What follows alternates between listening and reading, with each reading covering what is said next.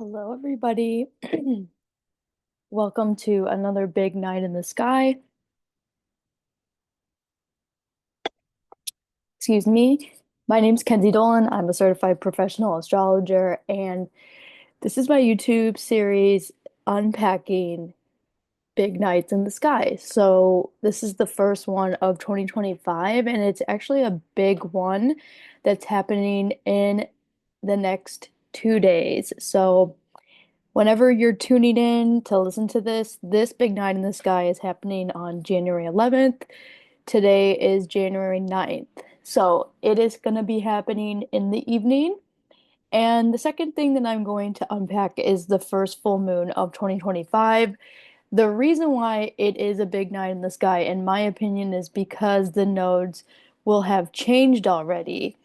Now, that's happening on January 13th. So let's go ahead and start with the first chart, and that is actually the one where the nodes change. So let me pull that up for you all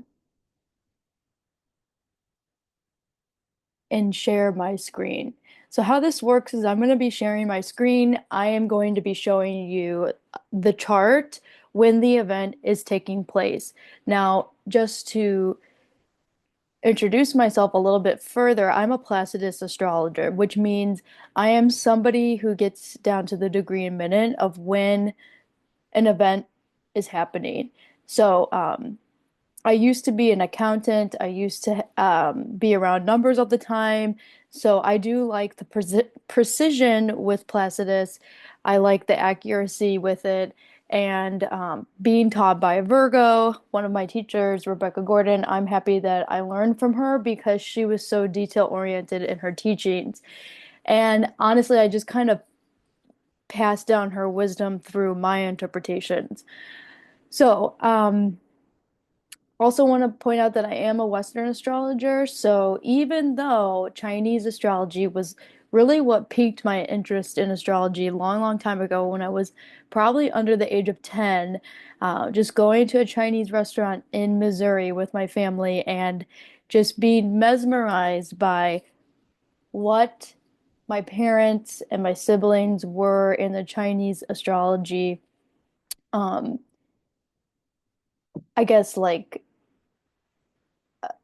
practice. So, year of the goat, for instance, I'm the year of the goat, and kind of learning about that, that really piqued my interest. But I am a Western astrologer, which means I use the tropical division of the sky, which has been used for centuries. It's very ancient. It's what astrologers would use back in the day. Like, and I'm not just saying like 50 years from now, like, I'm talking about when the inception of astrology actually begun. So, that's the difference between tropical and sidereal. Um, so, like I said, a Western astrologer who uses Placidus. So now that I've gotten that out of the way, um, I want to share with you this first chart that really is a big night in the sky for the collective. It's a big night in the sky because the nodes will be changing signs. When that happens, which it only happens about every 18 months, so this is not a every year thing. This is not a three times uh 3 times a year thing like Mercury retrograde. No, this is happening every 18 months. When the nodes change signs, then what happens is the eclipses are affected. Eclipses are fated events. These are new moons or full moons times 10 that happen during two parts of a year, a calendar year. So just in 2024, we had four different eclipses. And in the spring of 2024, it was um, Libra and Aries. Those were the eclipses in the spring. And then we had two in the fall, which were Pisces and Libra. So out of those four, there were two in Libra, one in Aries, on the Aries Libra axis, which is something that we've been working with since 2023. And then we had one in Pisces, which is different than where the nodes were back in September of 2024. However, the way eclipses are set up, lunar eclipses differ from solar eclipses, and we're talking about degrees and how we come up with the determination of an eclipse. Even though the North Node was in Aries, we still had a lunar eclipse in Pisces. Now, on January 11th of 2025, the nodes will move from Aries to Pisces for the North Node and Libra to Virgo for the South Node. So, what are nodes? Nodes are mathematical points in the sky. They're attached to the sun, moon, and Earth's orbits, which then set up the eclipses for the year. What are eclipses? Eclipses are fated events, like I said. They are backdrops to a year. They're harbingers of the year. They really give us what we're working with in a particular year. So if you have an astrologer that you work with and they do predictive work, which I do that for my clients, your astrologer should be looking at the eclipses of the year and how they would be affecting your chart. That is a very integral piece to predictive astrology, to a year ahead reading, etc. If your astrologer is not doing that, then reach out to me. I'd be happy to work with you.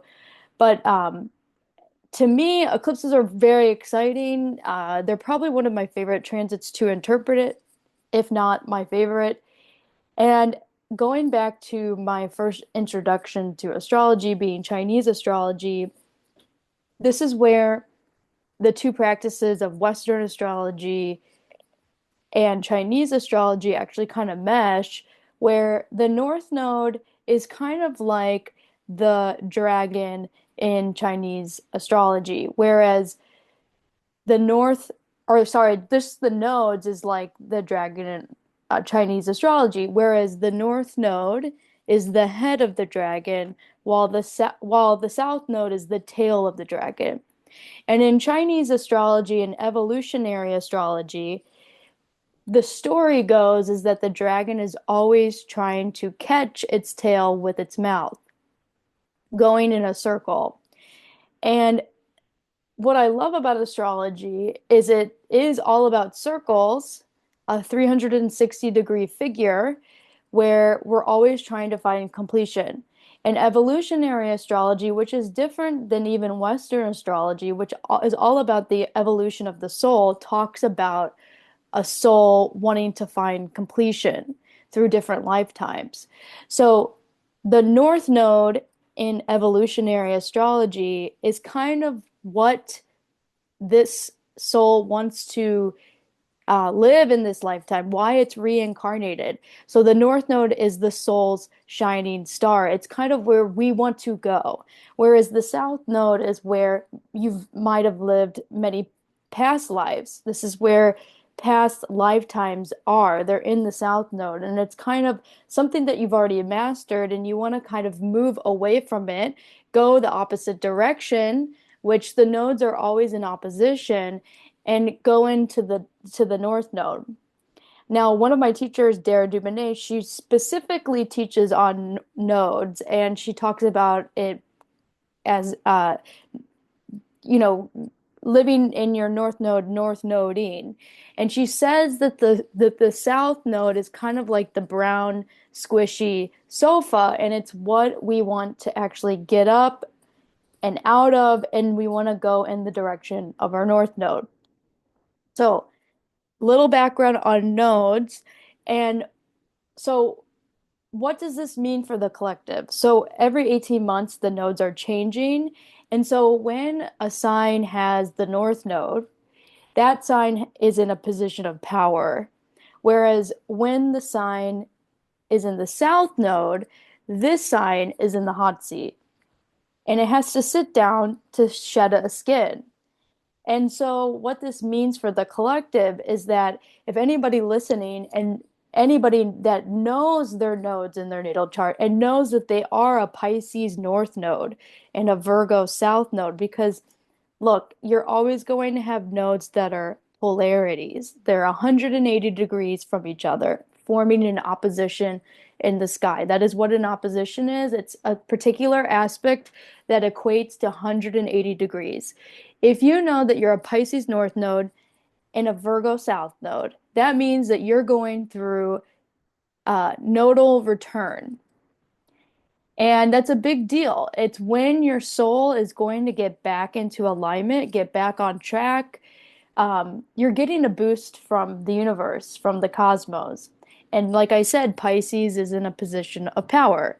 Now, flipping that, if you have a Virgo North node and a Pisces South node, you're going to be going through what is called a reverse nodal return or a nodal opposition.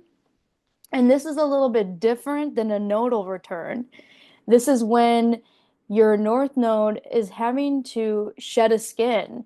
And it's mo mostly like you're having to go through like a adjustment period to kind of shed the shadow side of that particular sign. So it's a little bit trickier than a nodal return.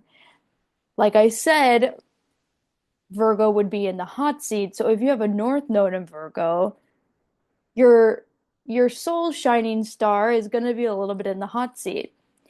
And what does this mean being in the hot seat? Well, like I said, the sign needs to sit down to shed a skin, and every sign has this hard job to do every 18 years.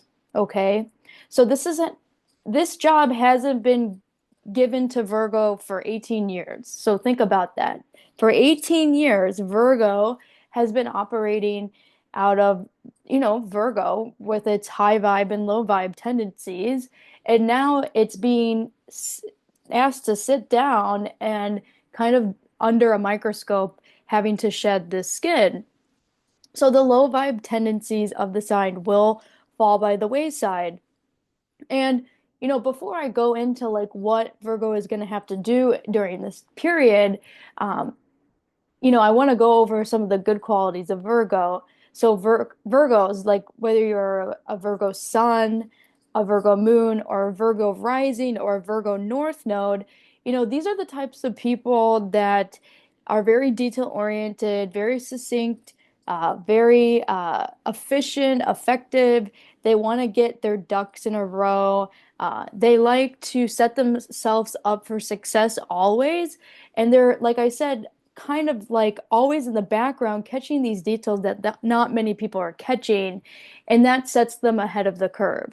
They do have like a computer brain where they're processing information a lot quicker than most of the other signs. It's a Mercury ruled sign, so it's just, making sure it's cutting away the fat. It's not overcomplicating things ever. This is a very pure sign. It's symbolized by the Virgin.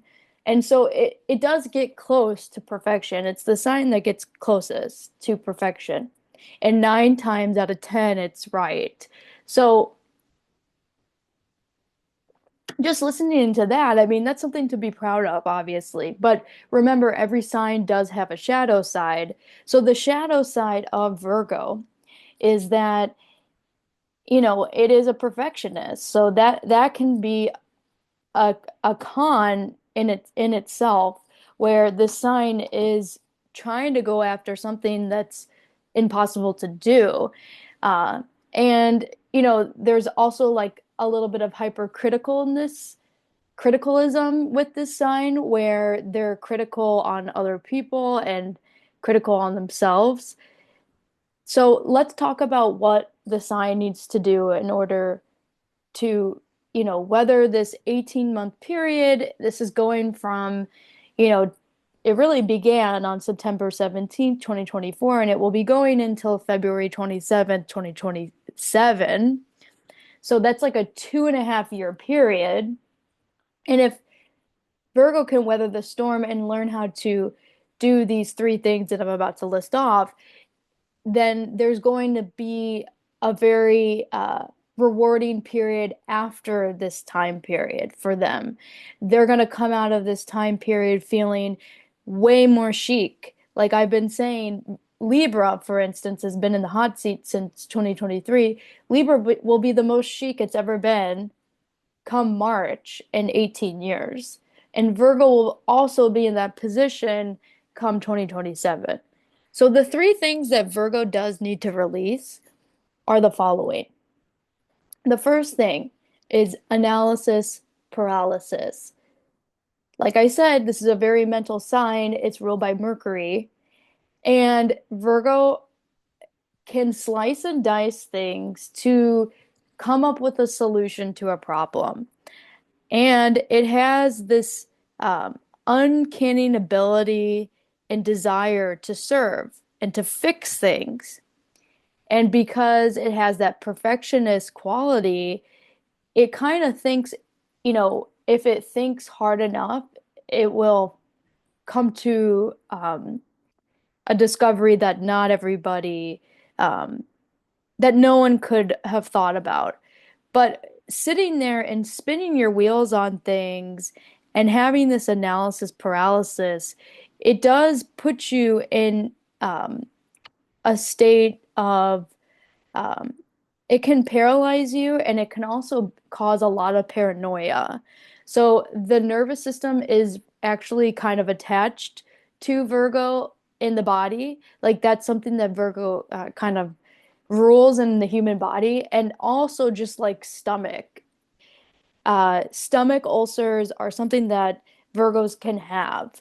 So that's just something to think about. We have to release the analysis paralysis. Virgo, you don't know the answer to everything. You simply do not. There are things that we have absolutely no control over, and control is a big word for Virgo. It's a big word for earth signs, which Virgo is one of them. So we had to release the analysis paralysis. So that's number one. The second thing, I touched on this already, but it is the hypercriticalist, being the hypercriticalist or having hypercriticalism. And this is about going back to the perfectionist thing. This is about um, just like being super critical of other people that can't get to the answer as quickly as they can, or critical of themselves. Going back to the perfectionist quality, these people, Virgos specifically, are very hard on themselves, more hard than the average sign if they do not get something right the first time. They're expecting that. And when it's not done, they are super, super hard on themselves. They're their own worst enemies. And it's honestly a form of self-sabotage. So we have to release the hypercriticalism. We have to realize, okay, we need to meet people with grace. Because maybe the person that is thinking very abstractly and kind of all over the place, and I'm kind of describing its opposite, which is Pisces. Maybe they have the answer. The third and final thing that Virgo needs to learn how to release during this time period is, I just had it and it will come to me, but holding on to things past their expiration date. That is the third thing. And it kind of goes with the first thing that I mentioned about analysis paralysis, kind of spinning your wheels, thinking that you can fix something, holding onto things past their expiration date.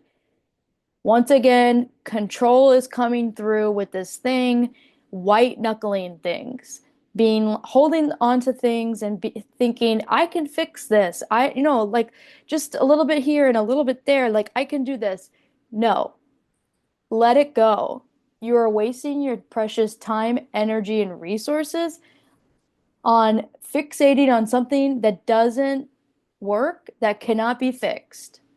So you have to let it go.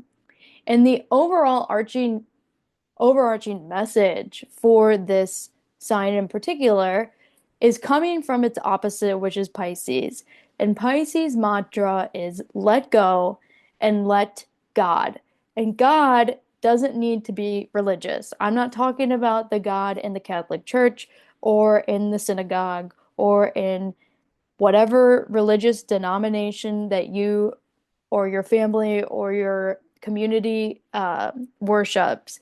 I'm talking more about a spiritual God, source energy, your team of light, like the collective unconscious, where the Akashic records lives, all that type of stuff, where we're talking about a presence that's in all beings, even crystals, animals, plants, you name it.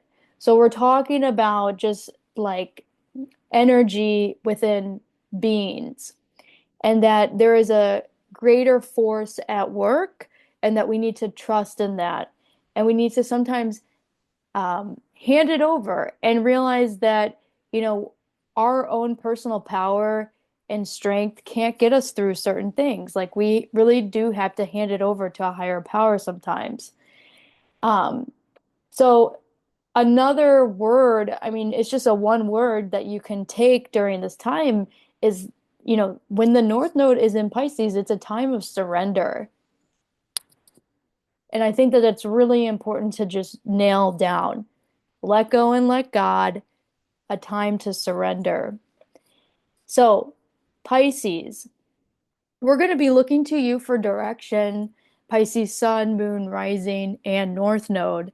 Um, this is your time to shine, and I think it's time for you to claim the power that you rightfully deserve.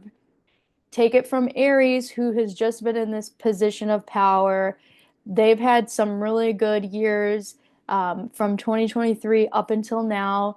And really, like, I have been very inspired by the Aries in my life, or the people that are Aries that I've come across in that, 2.5 year period. So let's just look at this chart in general. So, like the great ages, the nodes move backwards.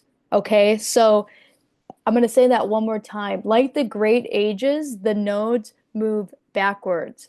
So a lot of people are talking about we are in the great age of Aquarius. Okay, so the way that we've maybe arrived to that age, and I say maybe because the great ages for them to switch signs, it takes thousands and thousands of years, and it's not a light switch. So there's a lot of clickbait out there saying, oh, we're in the great age of Aquarius, da da da da. These people have probably never fully studied astrology or got certified, so they probably don't know what they're fully talking about, just saw it on TikTok or a reel, and they're kind of now in your algorithm telling you that it's the great age of Aquarius. But listen to me, somebody that's actually taken the time, energy, and money to get certified, has learned from teachers that have been doing it for a long, long time. Like my teacher, Rebecca Gordon, has been studying astrology for like her whole life. She's probably like now 30, 35 years of studying, and she's learned from, people that have been studying for their whole life and had parents that have been studying as well. So just listen to people that actually know what they're talking about. Um, I would say that we're not really there yet. I think that we are getting closer because Pluto has been cemented now in Aquarius after kind of dipping its toe back and forth, but we're still not there.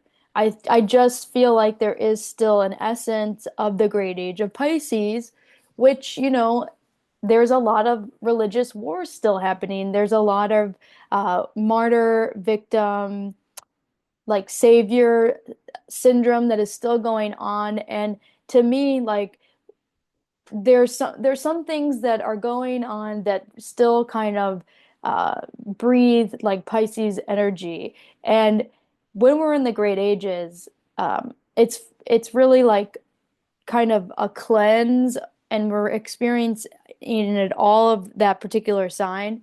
So I do think that we're like toggling in between the two ages. And I think as we get farther into that Pluto and Aquarius transit, we will be fully transitioned.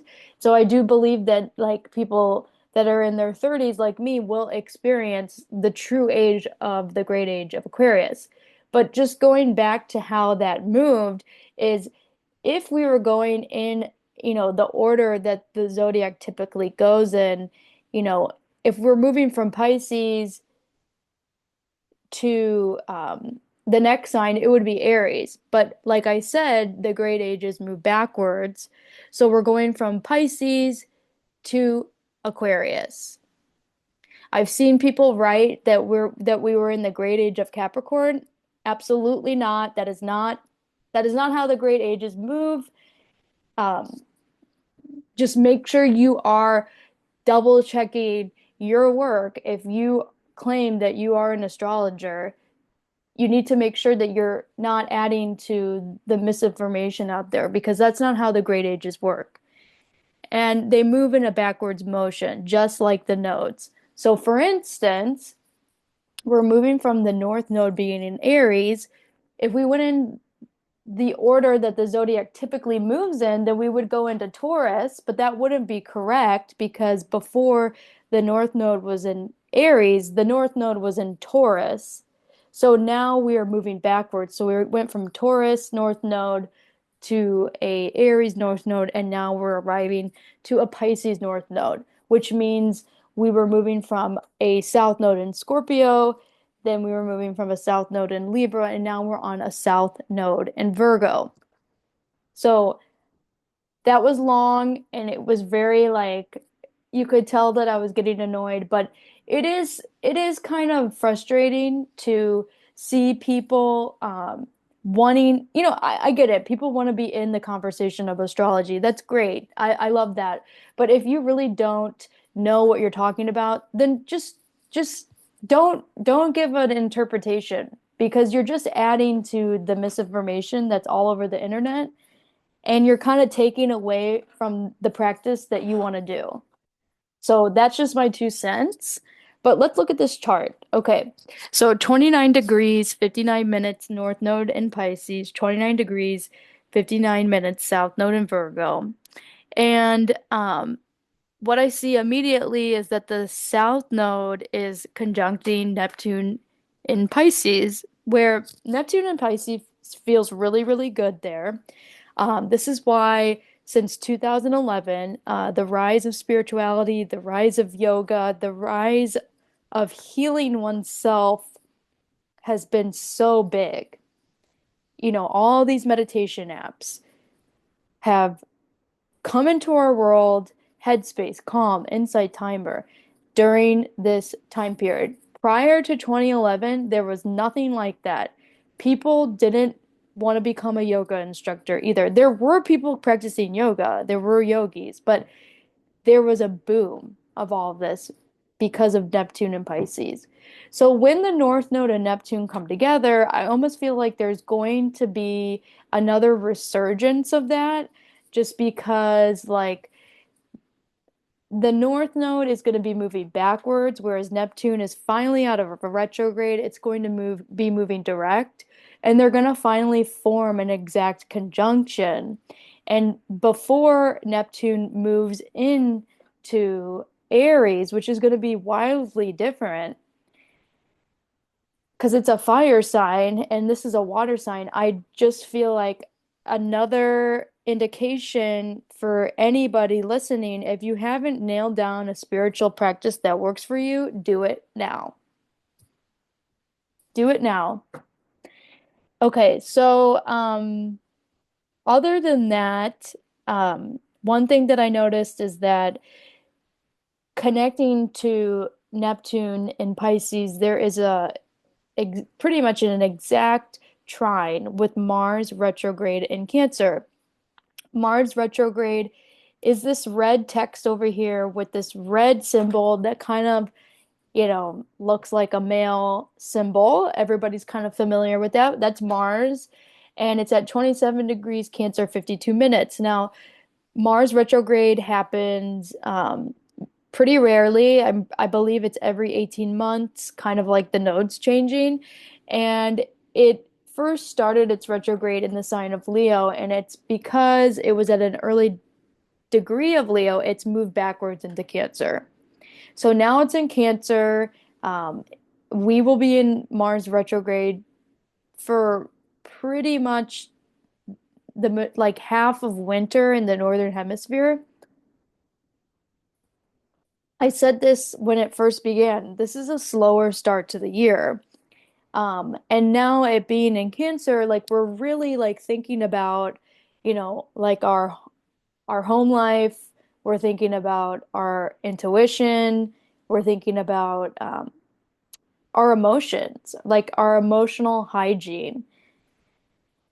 And when there's a trine, it is a supportive aspect in astrology. It's meant to support. So it's when a trine is when the same element is talking to each other. So, for instance, Cancer is talking to Pisces. They're both water signs. One's mutable, which is Pisces. One is cardinal, which is Cancer. The mutable signs, like Pisces, for instance, they're very good at adapting. I call Pisces, for instance, the adapter of dimension. It has one foot on the spirit world, one foot on earth. Whereas the cardinal signs, they're my natural leaders, and Cancer leads us into emotion. So what I see here is that maybe people are going to start having different emotions towards connecting with the spirit world. That's what I feel. Or there's going to be this need to connect with our team of light. Now, believe it or not, um, all of us have the ability to connect to the spirit world. It's just the fact that we've grown up in a society that kind of talks a lot about, oh, that's just a coincidence. But there are no coincidences. And some people have gifts that are more online versus others. So, for instance, I've been doing work with the spirit world since, I moved to New York, so it's been almost 10 years. And I know people that have been doing the work longer than me. And, like, I'm going to be honest, like, it really is nothing special. It's just that I have been more open to it. And so it's come into my field more and more. And I've worked with the energy, I've worked with the angelic realm and just energies of people that have passed. And I know it's real. I've had a lot of deaths, like everybody probably listening, but I had one in particular that really hit home pretty hard. And that was kind of when I felt like my spiritual gifts really came online after that. That was in 2019. But, I had been experiencing the signs prior to that, and so had some of my family members. So, yeah, I mean, that's what I'm seeing for this communication. I feel like people are going to be talking more about guardian angels or like working with deities or goddesses, their archangels. I just think that there's going to be more of that talk. It's going to be more in the public, especially when the North Node is in Pisces.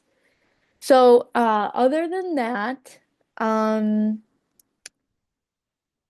I don't see any like other major um aspects that I want to point out. I mean, it's happening during Capricorn season.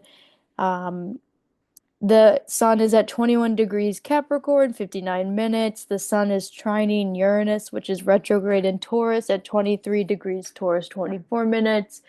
You know, more support here with the earth signs. And, you know, this is kind of like one of those nights where we do have a lot of water energy present in the sky. We have some earth present in the sky. Like the landscape is going to change significantly in 2025, where a lot of the outer planets are going to be moving into fire signs or air signs. So we're in more of like a yin period where we're working with the earth and the water elements, but we're moving towards a yang period where we will be working with the fire and air elements. Uranus is the planet of freedom and shock, kind of like a stroke of genius, a flash of light, kind of like lightning, and it's trining the sun in Capricorn. And like I said, these are earth signs. And really, like, there is a grand um, earth trine in the sky with the south node being in Virgo. It's not exact, but it's close. It's a 6 degree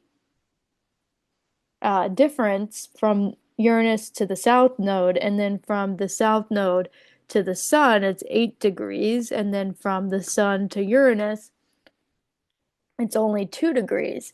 So there is that, and we will be continually to work with that in the next big night in the sky. So I'm going to show another chart, and this chart is different because it's a different day. So this is the first full moon of 2025, and it's noteworthy because of a couple different things. Number one, the node has shifted into Pisces. We already went over that on January 11th, but as you can see, we're going from 29 degrees 59 minutes, and now we've arrived just 2 days later at 29 degrees 37 minutes. So what happens with the nodes is they're always going retrograde and then direct, retrograde and direct. So it's moving quickly, but it will turn direct, which is why it's like an 18-month period. So like I said, we're still working with that grand Earth trine, and it's here in this chart. So we still have Virgo 29 degrees 37 minutes for the south node. Then we have the sun at 23 degrees 59 minutes in Capricorn. And then Uranus is still retrograde, and we have a number repeating where it's 23 degrees 23 minutes Taurus. So when we have a grand trine in the sky, no matter what element it is, there's a lot of support. And the element we're working with this grand trine is Earth. And to be honest with you, Earth does need some help. Quite frankly, it really does. So I like this. Another reason why this is a noteworthy full moon is because the moon feels the most home when it's in the sign of Cancer. So it does its best work when it's in the sign of Cancer. That means that it's in a dignified home rulership position. So to have a full moon in Cancer to start off the year, when the year has been so violent, like with the natural disasters and with like acts of terrorism, it's a good thing. And when I see what degree the moon is at, it's at 23 degrees Cancer, 59 minutes. It opposes the sun in Capricorn, which is always happening during a full moon. So we have to kind of find integration with these two signs. One sign, Capricorn, where the organ of the future is the sun, it likes to go outside the home. It likes to be the breadwinner. Whereas the other sign, which is with the organ of the past, the moon, it likes to be at home. It likes to tend to homey things and to be a nurturer and a caretaker. So how can we find integration between these two polar opposite um, energies? And once we find that integration, then we can get like have completion. And so that's why sometimes full moons actually are very celebratory. Now, sometimes we can't get those energies integrated, and so that's why full moons can be chaotic. When I see the makeup for this full moon, I do see Mars retrograde present once again. It's still at, I think, 27 degrees Cancer. Believe that's the degree it was at when the nodes changed signs. It's at 4 minutes. And so when Mars is with the moon, yeah, people might be a little testy. And there could be big, big emotions because, like I said, Cancer is the leader of emotions. So anybody that pushes their emotions down, this full moon is going to expose that. This full moon wants everything to come up to the surface, and we're going to shine a big floodlight on those big emotions. So it's a release. I'm looking at this full moon as a release. I don't really see it as like something like, oh, let's go out and celebrate type of thing. Like, no, it's more of like an internal moon. It's in Cancer. Like, do something at home. Be easy on yourself. Slow down. That's what we're being asked to do. There's just a lot going on in the news, and I think it's important for people to just like be appreciative and grateful of like what they have and check in with people that are, a part of their home community and all that stuff. So I would recommend that. It's a Monday, which is also Moon Day. Um, it's Lunes and Lundi in the Romance languages, and that, is basically the moon and Luna. And so, yeah, like take it easy, maybe run a bath, just do something that you can release the big emotions that come through. Other than that, I do see that the moon sextiles Uranus at 23 degrees. They're both at the 23-degree mark. And a sextile is a 60-degree formation in the sky. It's when um, elements that have the same like yin and yang. So for instance, I can't think of the word. I'll probably like look it up actually. While I'm while I'm looking it up, I'll kind of explain. So going back to the point I was making about moving from like a yin to yang period, sextiles happen when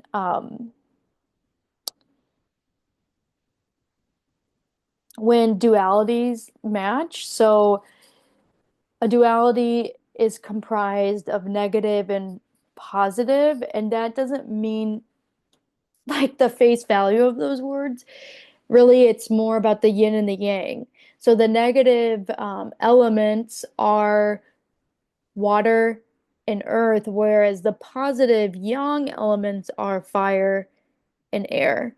So this is making a 60-degree formation. It's a star. It is actually the most supportive aspect there is. However, nothing is black and white.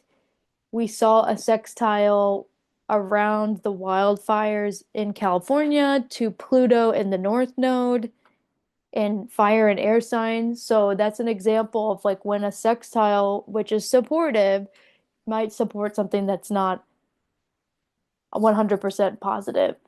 But thinking back to the duality of those two signs, Aries and Aquarius, they are a part of the duality that is positive. So that's just something to kind of point out.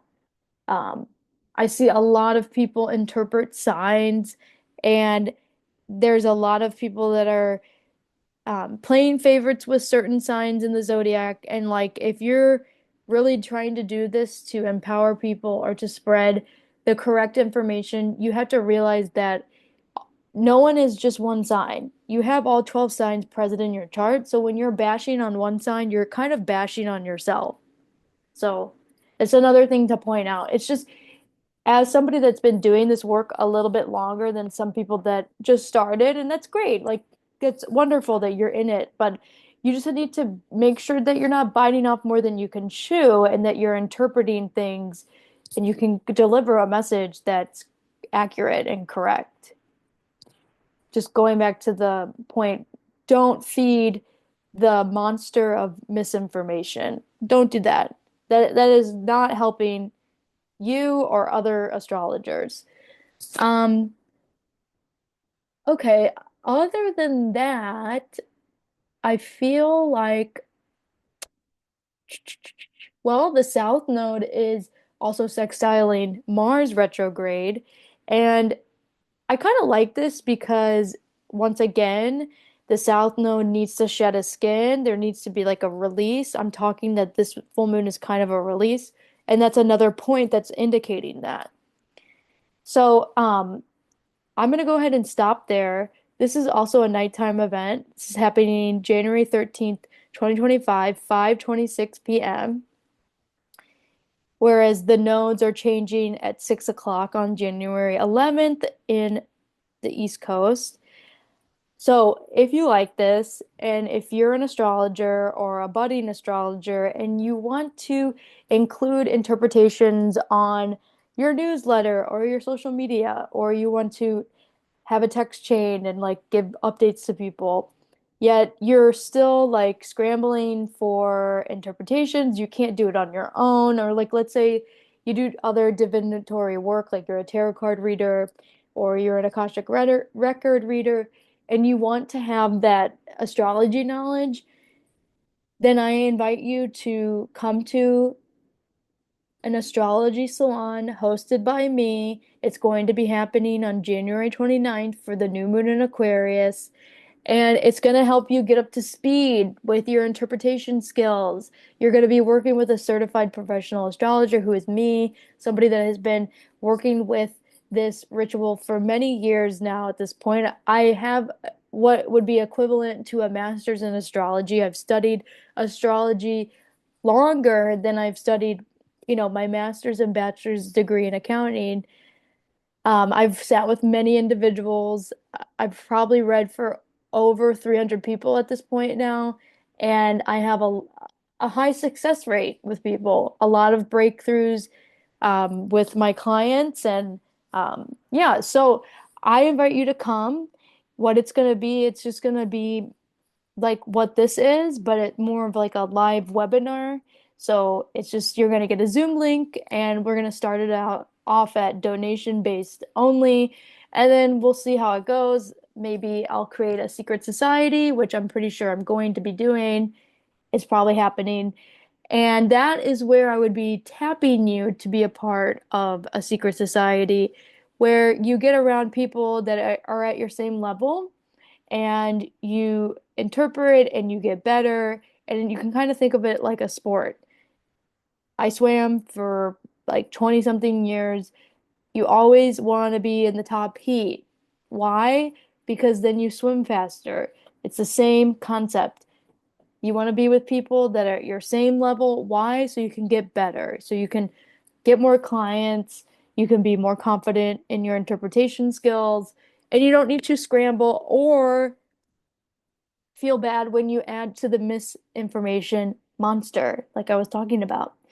Anyway, like I said, my name is Kenzie Dolan. If you're interested in booking a reading with me, you can reach out at Ruby Jade Rituals on Instagram or Facebook or LinkedIn, and I can get you my booking link. I have some slots available for the first couple of weeks of January, and then after Martin Luther King Jr. Day, I will populate my calendar some more. And if you're in the East Coast, then you can visit me at one of the locations where I am a resident astrologer. You can find all that info on my Instagram page, or if you want to be a part of my email blast, let me know and I will add you to my subscription list.